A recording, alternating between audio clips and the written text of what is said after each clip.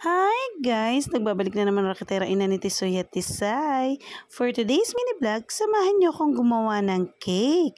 Ayan nga at nilagyan na natin ng glucose syrup ang ating cake board. Then nilagyan na natin ng first layer niya. At ayan, nilagyan natin siya ng icing. Tapos lalagyan din natin siya ng chocolate chips.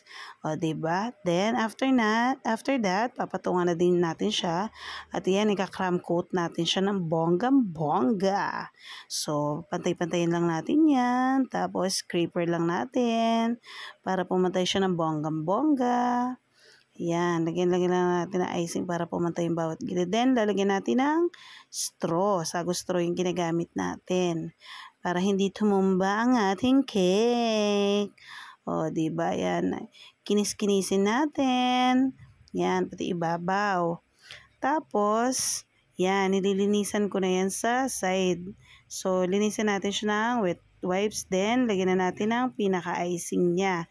Yan, bali ang team natin ngayon ay Cocomelon. Ayan nga at kinikinis na ni Mother Earth ng bonggang-bongga. O, diba? So, struggle is real talaga. At ayan, lalagyan natin ng design. So, ayan, kinikinis na natin. Kaya lang, merong mga kailangan dagdagan ng icing. At ayan, balik tayo sa pagkikinis. So, para lang nagpipintura ang lola nyo. Taray.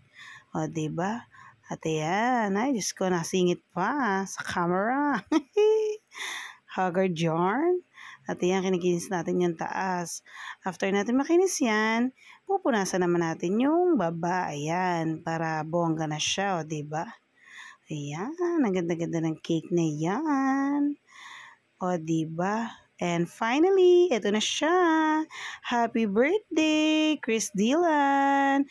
More birthdays to come. Good health and God bless. Thank you for trusting, Sir Armando. Please subscribe, follow, like our page. Ingat, bye-bye.